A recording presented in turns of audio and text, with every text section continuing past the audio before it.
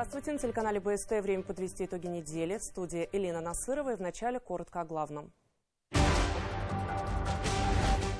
История одного подвига. Это капитан Рыбаков Максим Радикович. 2 медали за отвагу, заслуги перед Отечеством с мечами, мужество, золотая звезда героев. Звание Героя России Владимир Путин присвоил капитану Максиму Рыбакову из Белорецка. Посмертно. Часы, которые были до последней минуты на его руке и которые ходят до сих пор.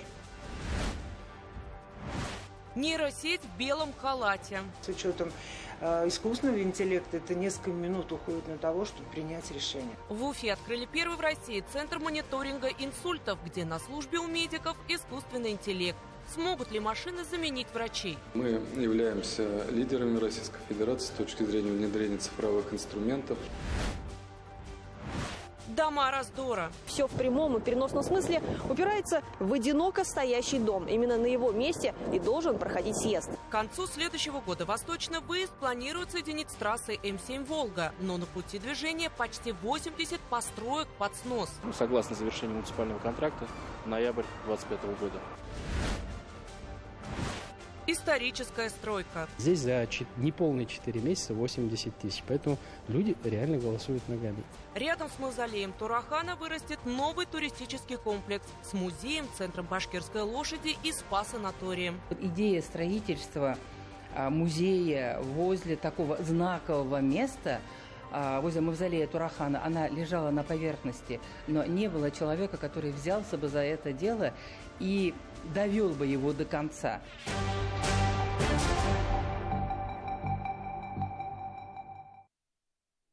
Ухудшение погоды прогнозируют синоптики. В республике сегодня ночью похолодает до минус 10 градусов. Ожидается усиление ветра до 17 метров в секунду. На дорогах гололедица. В связи с этим региональный МЧС призывает водителей быть предельно внимательными за рулем, не выезжать на трассы на летней резине, соблюдать дистанцию и скоростной режим. Эти кадры сняты накануне. В Белорецком районе на Тещином языке образовалась 10-километровая пробка, а близ Абзакова водитель фуры не смог заехать в гору и вышел подсыпать песок под колеса. В это время неуправляемую многотонную машину потащило назад. К счастью, никто серьезно не пострадал. Быть ближе к своим. Первый женский отряд волонтеров из Башкортостана прибыл в зону проведения специальной военной операции. В ЛНР они будут оказывать помощь раненым бойцам в госпиталях, готовить их к операциям, дежурить в палатах. В составе отряда не только жены, матери и сестры военнослужащих, но и женщины-добровольцы, которые на гражданке принимали участие в сборе гуманитарной помощи для своих земляков. Волонтеры обратились с инициативой создания отряда к главе Башкортостана. Ради Хабиров поручил проработать этот вопрос и подключить Минобороны России, в частности, для получения в последующем активистками статуса ветерана боевых действий. В зоне СВО волонтеры пробудут 2 недели, после чего их сменит следующий отряд. Сидеть и ждать – это неправильно. Надо помогать, надо делать все возможное, чтобы победа была скорее, чтобы все наши ребята вернулись домой. И все, что возможно, делать для общего дела. Победа будет за нами. Башкортостан, Алга. Будем работать в госпитале. Делать все, что нам поручат. Мы готовы к любым, получается, просьбам, командованию. Мы не обговаривается. Здесь фронт и приказы не обговариваются. Звание Героя России указом Владимира Путина посмертно присвоено уроженцу Белорецкого района, офицеру воздушно-десантных войск, капитану Максиму Рыбакову. 2 февраля командир батальона гвардейской воздушно-десантной дивизии сумел отвлечь бойцов ВСУ и ответным огнем сорвать их попытку перейти в атаку. Прикрывая отход своих подразделений, противник провел огневой налет. 34-летний Максим погиб, получив смертельные ранения. С мамой павшего бойца встретилась наша съемочная группа. Материал Алииль Тубаевой. Часы, которые были до последней минуты на его руке и которые ходят до сих пор. С того момента, как не стало единственного сына, Елена Рыбакова не выпускает памятные вещи из рук. Первые погоны, личный дневник, блокнот с эскизами. А иконка всегда была первым оберегом Максима, еще с юности. Это иконка. которую я ему давала и которая с ним была всегда.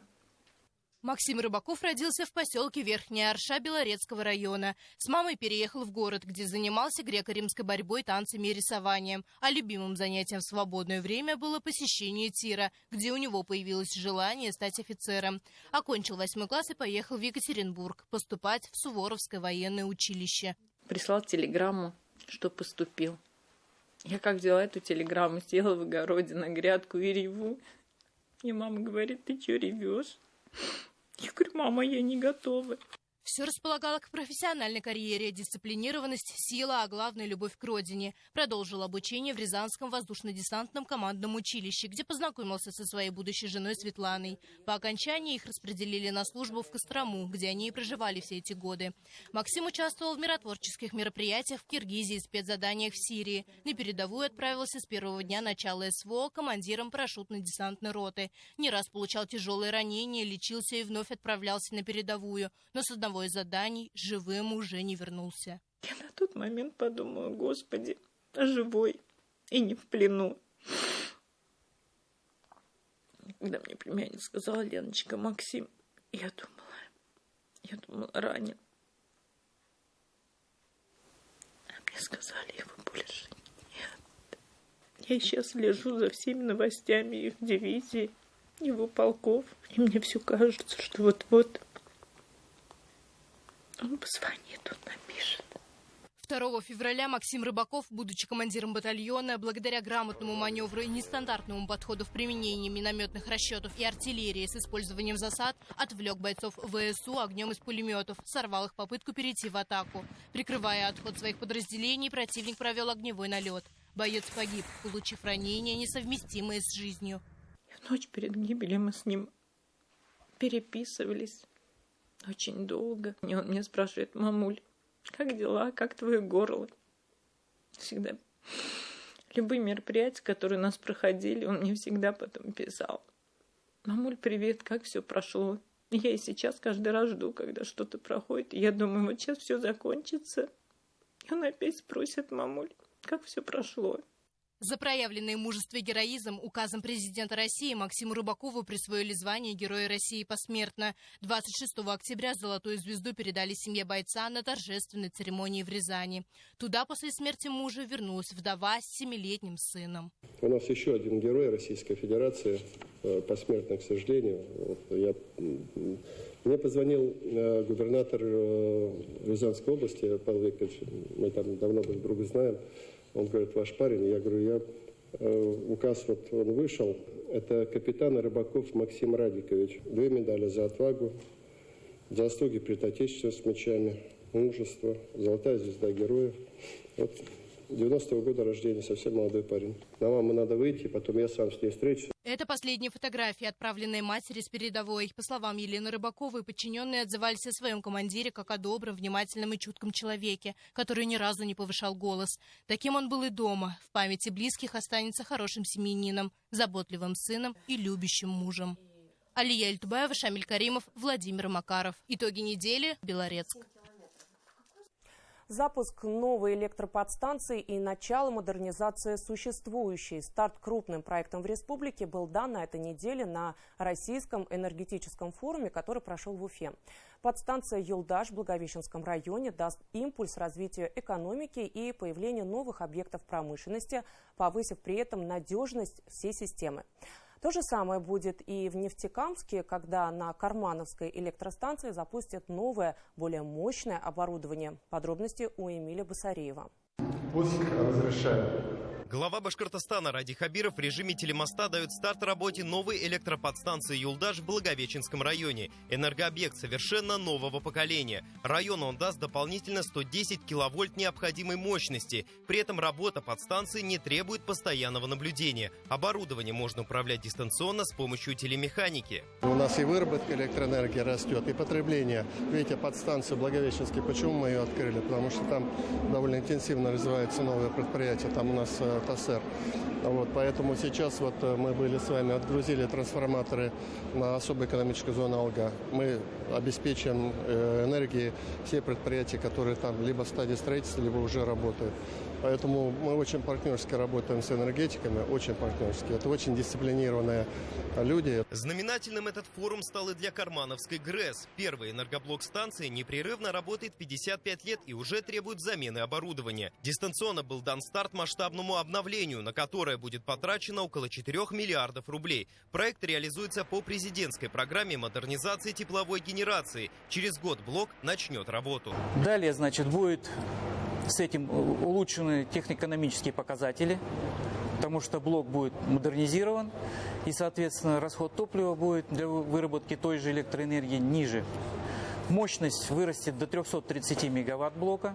Экономика региона активно развивается и появляются новые производства. И главная задача – обеспечить их надежным электроснабжением. Впереди появление еще нескольких важных энергообъектов. У нас на высокой стадии готовности завершается строительство подстанции НОРС в одноименном районе города Уфы. И также завершаем строительство подстанции «АЛЛАТРА» в Иглинском районе. Это тоже подстанция, которая будет обеспечивать очень активно жилую застройку в соответствующем пригороде города Уфы.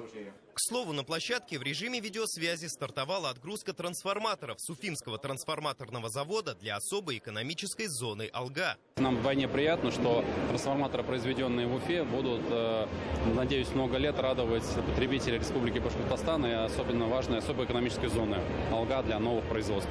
На нашем уфимском трансформаторном заводе в этом и в следующем году будут произведены трансформаторы для Грузии и для Республики Беларусь. То есть в этом плане у нас Башкирия будет иметь экспорт. Производят в регионе и зарядные станции для электромобилей. При этом на 80% они из отечественных компонентов. Порядка половины производится в республике в нашей на сегодняшний день. Вот, мы повышаем локализацию производства нашего, производим микроконтроллеры, чипы, корпусная техника. Вот. Также есть наработки по производству силовых модулей. Вот, это один из компонентов важных, да, в зарядной станции любой постоянного тока. Вот, постепенно, поэтапно мы повышаем уровень локализации компонентов всей зарядной станции.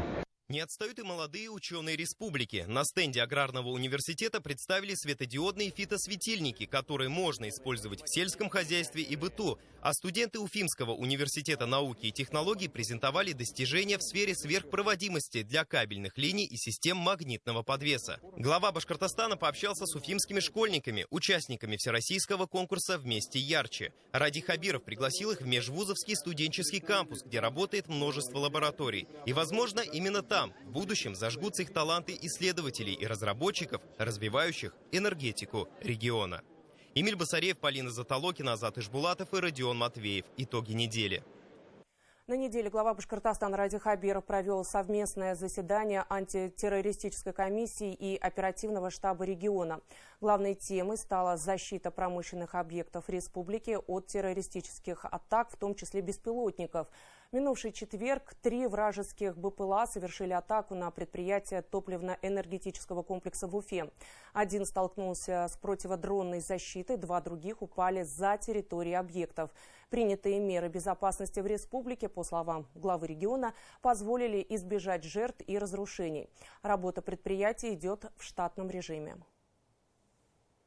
Сошедшие вагоны с пути убрали, полотно рабочие укрепили. Сейчас идет укладка пути. В ликвидации последствий происшествия было задействовано 3 восстановительных поезда и 150 железнодорожников. 22 вагона, груженных углем, сошли с пути на участке Иглино-Дема сегодня ночью близ поселка Бурцево. В результате пострадавших нет. Произошло повреждение 3 контактных столбов. На движение пригородных и пассажирских поездов дальнего следования инцидент не повлиял. На период проведения восстановительных работ грузовое движение временно организовано по главному ходу через Уфу. К концу следующего года восточный выезд планируют соединить с трассой М7 «Волга». С запуском тоннеля и автомагистрали уже обеспечен выезд из центра города на М5 «Урал». Но задача соединить обе федеральные трассы. Дорогу проложили от путепровода над проспектом Салавата Юлаева в сторону улицы Комсомольская и Николая Дмитриева. Работы сейчас осложняются изъятием земельных участков и домов в частном секторе. Подробности далее. Дорога, на которой мы сейчас находимся, это временно сделанный съезд с путепровода восточного выезда. По проекту же он планируется чуть левее, но все в прямом и переносном смысле упирается в одиноко стоящий дом. Именно на его месте и должен проходить съезд. Это объединяет многие масштабные инфраструктурные проекты. Дома раздора. Владельцы не согласны с предложенной суммой выкупа, а администрация, в свою очередь, не может заплатить то, что просят собственники. Такая же история с этим уже не вписывающимся в антураж зданием. По оценке экспертов, земельный участок, а также дом составляет 10 миллионов 700 тысяч. Также после судебной экспертизы данная стоимость повысилась до 12 миллионов, но жители это не устраивает, они просят на порядок больше.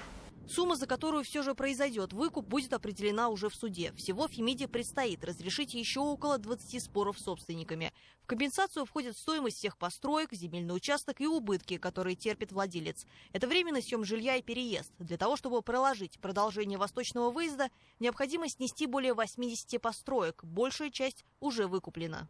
Здесь у нас дома, как раз мы уже изъяли их, выкупили, выплатили компенсацию. Как раз мы находимся на съезде на улицу Николая Дмитриева и Бессонова. Онлайн-карты еще не успели обновиться. На деле же картина там изменилась. Часть домов уже снесена, идет отсыпка дороги, а вот с остальными собственниками процесс может затянуться. Затрудняется тем, что нужно пройти все инстанции вплоть до обращения к приставам. Если мы уже выплатили, допустим, все, даже кассацию, суд России прошли, но люди не согласны на эти выплаты, хотят какие-то свои. Дорога от путепровода над проспектом Салавата Юлаева пойдет в двух направлениях. Это выход на улицу Николая Дмитриева и Комсомольскую. Оттуда автомобили попадут на округ Галлии. Дальше трассу М7. Работа проходит в 3 этапа.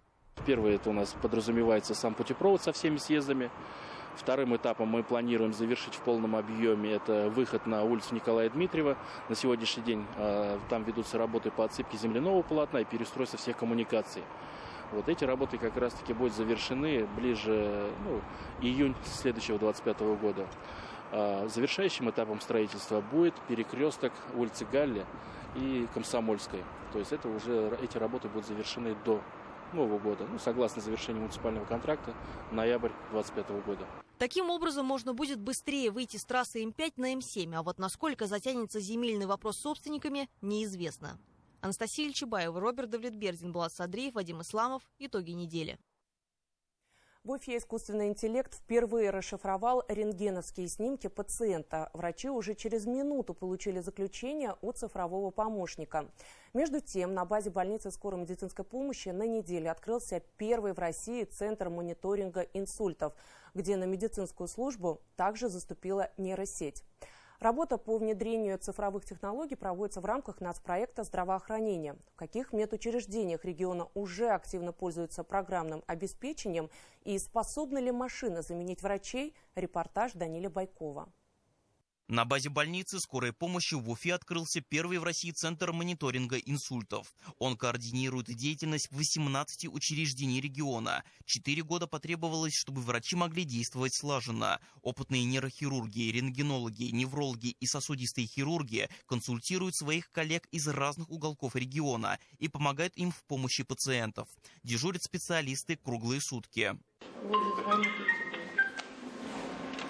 В центр поступил звонок от коллег из Белорецка. Они нуждаются в экспертном мнении. Уфимские врачи дали свои рекомендации, благодаря которым пациента в срочном порядке успешно прооперировали и удалили ему тромбы из сосудов головного мозга с помощью рентген-эндоваскулярного вмешательства. Здесь рассматриваем только, получается, снимки компьютерной томографии.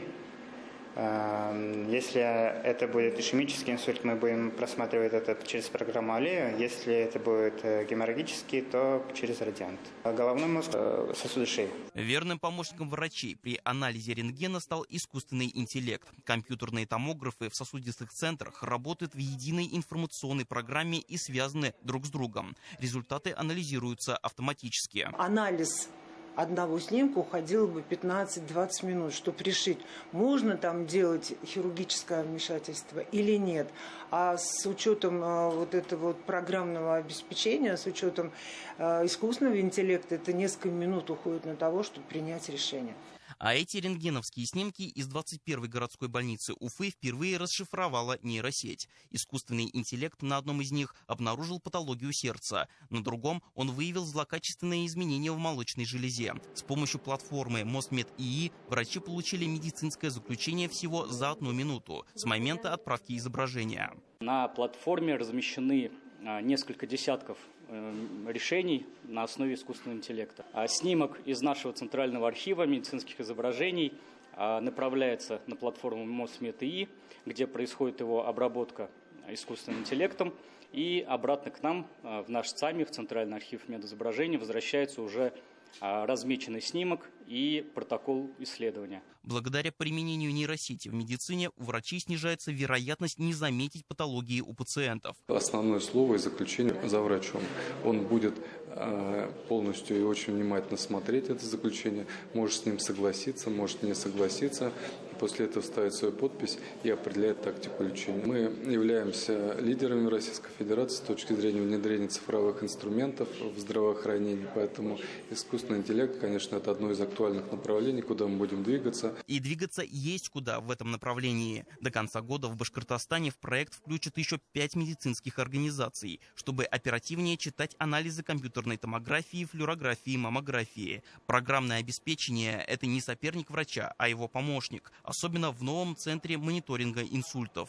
По статистике, в России ежегодно страдают от инсульта более 400 тысяч человек. К сожалению, встречаются случаи заболевания и у молодых людей. Поэтому подобный центр очень нужен республике, чтобы не только вовремя оказывать медицинскую помощь людям, но и самое главное – сохранить пациентам жизнь. Даниил Байков, Роберт Давлетбердин. Итоги недели. С поля на бал работники сельского хозяйства и перерабатывающей промышленности Башкортостана отметили свой профессиональный праздник. Минувший сезон для аграриев республики выдался непростым. Из-за проливных дождей властям пришлось вводить режим ЧС регионального значения. Тем не менее, труженики села смогли обеспечить продовольственную независимость, удержать лидирующие позиции среди российских субъектов. А по некоторым видам культур ожидается рекордный урожай. С такими успехами сельхозработников поздравил глава Башкортостана. Подробности в репортаже нашего корреспондента Азат Садреева. Повод сменить рабочую одежду на костюмы для аграриев представляется нечасто, но на неделе он был. В честь Дня работников сельского хозяйства и перерабатывающей промышленности передовиков пригласили в Уфу. Ради Хабиров поздравил героев труда с праздником и отметил, что даже в самый непростой сезон, когда пришла ранняя весна, а после холодное и дождливое лето, они смогли доказать свой профессионализм. За достижение высоких результатов и преданность профессии хочу отметить тракториста сельхозкооператива «Дружба» Александра Валерьевича Васильева из Аургазинского района, который трудится в поле вот уже более 40 лет. Александр Валерьевич – один из лучших трактористов района. Всегда и во всем первый, он подготовил десятки молодых механизаторов. За многолетний труд Александр Васильев получил из рук главы республики медаль за трудовую доблесть. Большую часть жизни механизатор проработал на тракторах МТЗ. Современную сельхозтехнику он сравнивает с новыми иномарками. В старых тракторах пыль поднимается, вечером приходишь, опять надо искупаться, скотину смать туда-сюда, время идет. А так, новая техника, конечно, хорошая. Пыли мало, музыка есть, все есть. У меня настроение поднимается. Животноводство тоже вышло на новый уровень. До 2030 года в Башкортостане откроют 50 мегаферм, строительство которых уже началось. Инвестиции исчисляются миллиардами рублей, а прибыль будет еще выше. Индустриализация молочной отрасли позволит получить региону более 1 миллиона тонн товарного молока при внутреннем потреблении в 630 тысяч. Излишки уйдут на экспорт. А держится вся эта отрасль во многом на простых жителях села. Одна из них Эльмира Камалова, которая в профессии уже 20 лет. Залог работы – ухаживать за животными. Любить их надо? Любить. Тем же отвечают вам, да? Да, они тоже, конечно. Минувшее лето стало настоящим испытанием для сельскохозяйственной отрасли республики. Из-за весенних заморозков и переувлажнения почвы пострадали посевы. Власти ввели режим ЧС по всему региону. Убытки дошли до 3 миллиардов рублей. Но, несмотря на природные катаклизмы, аграрии смогли собрать урожай. Мы взяли самое лучшее, что есть в мире, все эти технологии, адаптировали их под нашу республику, и сегодня получаем такой результат. Поэтому, вы же видите, номер 1 на России у нас по продаже зерна, сегодня будет номер 1 по подсолнечному маслу, завтра уже новые культуры подходят, это соя, рапс. Мы движемся вперед, причем это остановить невозможно. Аграрии собрали рекордный урожай сахарной свеклы, более 2,5 миллионов тонн, свыше 600 тысяч тонн масличных культур. Республика полностью обеспечена своим молоком, мясом и овощами. Излишки отправят на экспорт. Наш президент поставил задачу увеличить к 2030 году производство сельхозпродукции на 25%. Агроэкспорт в 1,5 раза, инвестиции на 60%. Считаю, что в нашей республике есть все необходимые условия для выполнения этой задачи. Аграрный сектор – это не только крепкие мужские руки. Как и домашнее, сельское хозяйство сложно представить без женщин. Они и многотонным комбайном могут управлять, и руководить целыми сельхозпредприятиями. Залог будущего урожая зачастую тоже в их хрупких руках. За плечами заслуженного работника сельского хозяйства Республики Башкортостан Раузаны Хаматуровой более 40 лет стажа и борьбы за лучшие семена. Без нашей работы никак нельзя. Мы проверяем все пробы, анализы организациям, хозяйствам. Они нам представляют пробы на анализ. Без нашей работы невозможно. Все хозяйства начали сеять элитные семена. Аграрный сектор республики не стоит на месте и динамично развивается. Хозяйство внедряет в свою работу роботы, дроны и даже искусственный интеллект, что не только облегчает работу, но и увеличивает производительность. А значит, и новые сельхозрекорды уже не за горами. Азат Садриев, Булат Садриев, Азат Ишбулатов, Родион Матвеев и Руслан Галямов. Итоги недели. Уфа. Символ сплоченности, согласия и подлинного патриотизма. 4 ноября страна отметит День народного единства. Ради Хабиров возложил цветы к монументу дружбы, возведенному в честь 400-летия добровольного вхождения Башкирии в состав русского государства. Это место символизирует великую братскую дружбу народов. В церемонии также приняли участие председатель Государственного собрания, члены правительства республики, руководители органов государственной власти, администрации Уфы. Именно единство нам позволяет выстоять, именно единство делает нас сильнее. Вот все эти вызовы, угрозы, задачи. Я вообще очень счастлив, что работаю в это время, потому что были вызовы и с ковидом, и с санкционным давлением, и СВО. И мне кажется, и республика все сплотилась. В республике проживает более 160 народов. Башкортостан является краем межнационального мира и согласия, отмечают представители диаспор. В этот день они вновь собрались вместе в Государственном концертном зале. Поводом стало торжественное собрание в честь Дня народного единства. Башкортостан – общий дом для людей многих национальностей и вероисповеданий. Фраза «сила в единстве» звучит на разных языках по-разному, но смысл ее на протяжении веков остается неизменным. Многонациональный Республика Башкортостан очень славится за пределами России, даже гостеприимными своими. И один из, можно сказать, что цивилизован и развитый республика, который другие регионы России у него берут всегда пример в чем-то. Строительство Евразийского музея кочевых цивилизаций начнется в следующем году. Об этом сказал Ради Хабиров на рабочем совещании в визит-центре «Турахан». Музей не единственный объект, который здесь возведут. Он станет частью большого туристического комплекса, в который также войдут Центр башкирской лошади и спа-санаторий «Кочевник». Эксперты уже назвали решение строить столь масштабный объект смелым, учитывая непростое время. Материал Динары Таймасхановой. Здесь вот именно вот на Турахане каждый свой знак делал, каждый народ свой знак делал. И общий такой большой войлочную работу оставили. Войлочное полотно собирали художники из Башкортостана, Узбекистана, Ирана, Таджикистана. На панно выткана тамга каждого народа. Такой своеобразный символ дружбы сейчас в коллекции визит-центра «Турахан». Под стекло спрятали дубликаты Мавзолея и Корана Османа, одной из 6 древнейших копий священной книги. А еще Остромирово Евангелие, памятник славянской письменности. Здесь почти никогда не бывает пусто. Туристы охотно идут посмотреть на новую достопримечательность республики. Здесь люди голосуют ногами, потому что около 80 тысяч за неполные 4 месяца. Для сравнения берем Шульганташ. Шульганташ первый год рекорд поставил среди всех других музеев республики. Это 110 тысяч. А здесь за неполные 4 месяца 80 тысяч. Поэтому люди реально голосуют ногами. Визит-центр – это, конечно, только часть планируемого масштабного комплекса. Вокруг него разрастется целый кластер. Построят Евразийский музей кочевых цивилизаций, Центр башкирской лошади, спа-санаторий «Кочевник». Проект будет реализован в несколько этапов. Вторая очередь создания музейно-выставочного комплекса – это строительство основного корпуса музея площадью 20 тысяч квадратных метров. Тоже очень большое здание, которое, кроме экспозиции на 5 тысяч квадратных метров, будет включать в себя также уличный амфитеатр на 5 тысяч зрителей, ресторан, 2 кафе, фондохранилища, различные научные лаборатории и общественные пространства.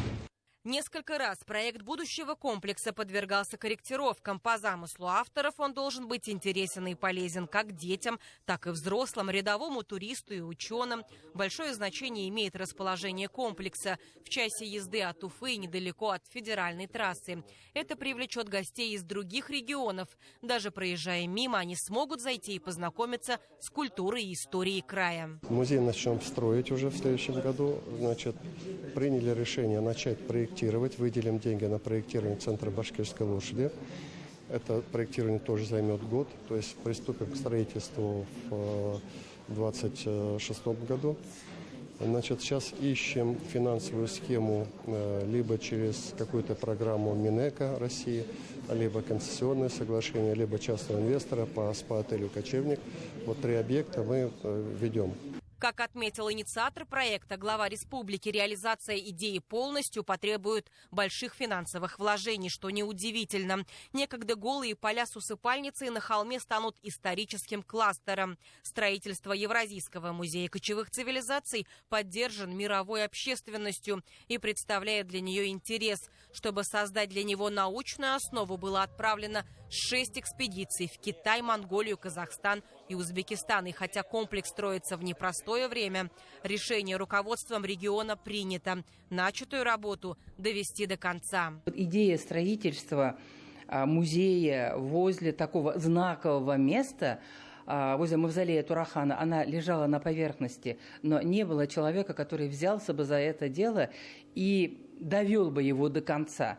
Но строительство, вот, которое довел до конца Ради Фаритович, это визит-центр «Турахан», музей в Бурзянском районе «Шульганташ», памятник Минигали Шаймуратову на Советской площади, я думаю, это яркие доказательства. В последние годы мы наблюдаем активное внимание со стороны властей к музейному делу, что не может не радовать.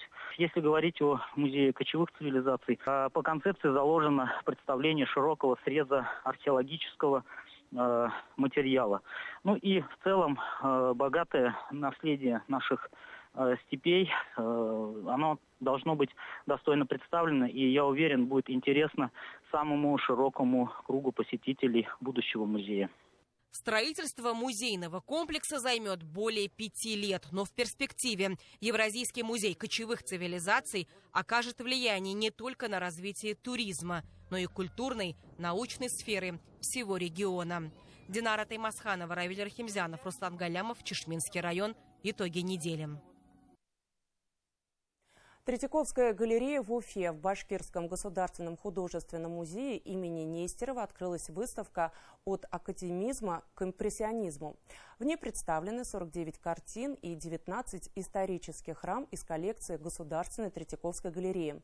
Выставка приурочена к 450-летию Уфы. Среди первых посетителей оказалась наша съемочная группа. Крамской, Репин, Серов, Левитан, Шишкин. В стенах Башкирского государственного художественного музея собрали 49 шедевров из коллекции Третьяковской галереи. Это настоящее путешествие по эпохам, от каноничного академизма до яркого импрессионизма. Приблизился я к детству опять, вернулся в детство. Я в детстве, кажется, первый раз попал в Третьяковскую галерею и познакомился с нашими корифеями, художниками, получается. Естественно, все учеба проходила на образцах наших, кажется, классиков. А здесь классики сами приехали к нам сюда, в Уфу. Каждый раз открываешь для себя в работах что-то новое, и где-то даже не соглашаешься. Вот бывает и такое. Но, конечно, понимаешь, что, наверное, что-то еще не понимаешь. Среди первых гостей выставки оказалась и Карина Хабирова. Она рассказала, что, приезжая в Москву, ее семья обязательно посещает Третьяковскую галерею. Вообще, с Третьяковской галереей это такая гордость всех, наверное, жителей нашей страны, потому что такой пример, когда люди действительно собирали искусство. Они его собирали не для себя, а для того, чтобы большее количество людей увидели это, прикоснулись к этому. Уфимская экспозиция включает 4 тематических раздела, каждый определенный период. Так посетители могут увидеть развитие русской живописи и влияние на нее стилевых течений. В основном здесь представлена пейзажная живопись. Именно этот жанр больше всего любил и активно приобретал Павел Михайлович Третьяков. Здесь можно увидеть работы крупнейших представителей русской живописной школы. Мы решили, что сейчас такое время, что нужно представить что-то светлое, жизнерадостное, приятное для глаз, услаждающее душу и сердце. И мы решили, что таким жанром является, конечно же, пейзаж, безусловно, да, как самый нейтральный. Еще один представленный жанр – портреты. Среди них есть особенный. Некрасов изобразил свою жену за рукоделием. Кстати, ее вышивка тоже хранится в Третьяковской галерее. Но есть и разные другие портреты интересных личностей, актеров, и историков искусства. В частности, это портрет Льва Николаевича Толстого, работы Репина «Толстой на отдыхе в лесу». Выставка – это большой подарок от Третьяковской галереи на юбилей Уфы. Коллекция подбиралась очень тщательно. Один из критериев – состояние картины. Работа должна хорошо перенести дорогу до Башкортостана. Когда приходит момент отправки, каждая картина упаковывается в специальный климатический ящик. Затем это все отправляется специализированным транспортом в режиме особо ценного груза, в сопровождении вооруженной охраны. В фургоне постоянно поддерживается температура необходимая 19 градусов, независимо от времени года. В прошлый раз музей имени Нестерова организовывал совместную экспозицию с Третьяковской галереей в 2012 году. Новая выставка стала еще одним символом многолетних дружественных отношений. Посетить ее можно до 15 декабря. Полина Затолокина, Равиль Рахимзянов, Руслан Галямов. Итоги недели. Уфа. Далее эфир продолжит рубрика «Итогов недели между нами». Это авторский взгляд моего коллеги-журналиста Руслана Шарафутдинова на происходящее в республике за последние 7 дней. Я же с вами прощаюсь. До встречи в эфире.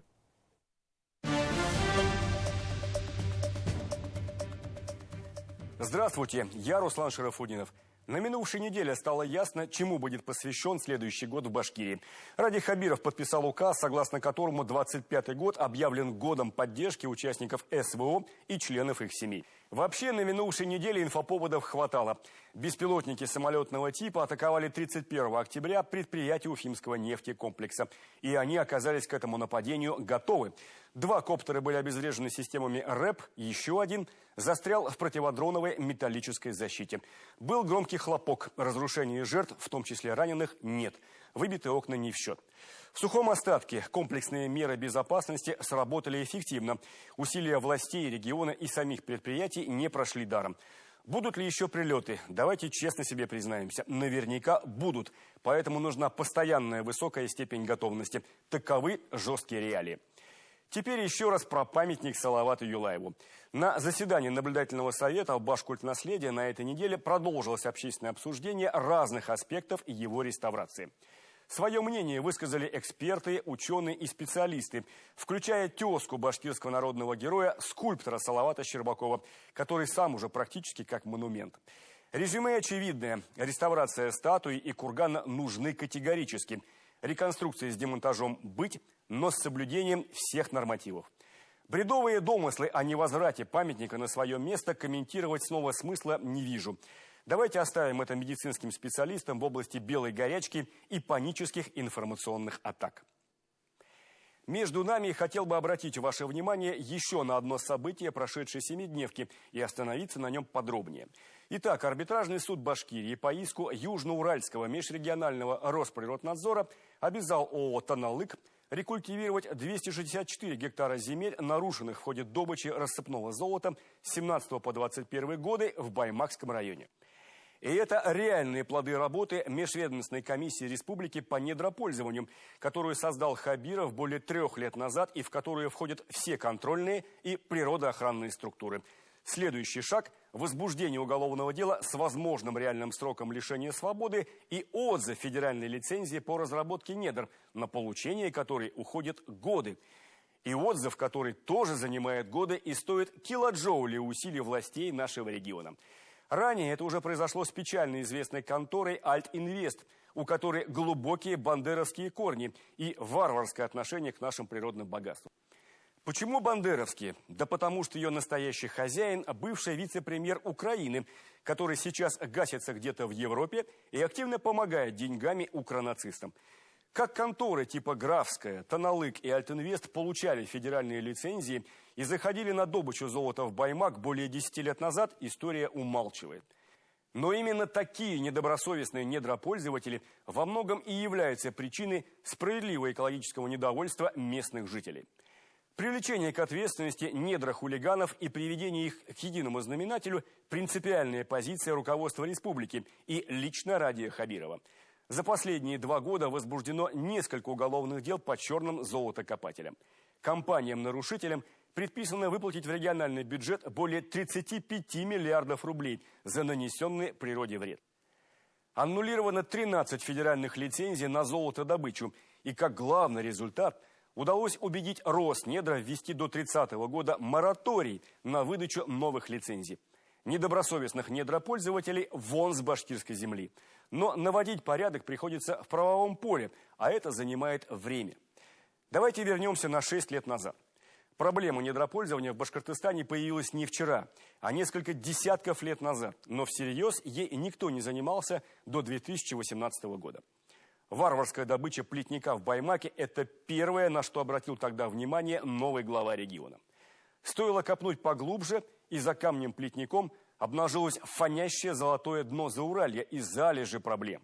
Стало ясно, что десятилетиями добытчики полезных ископаемых в Зауралье вели себя вольно и бесконтрольно.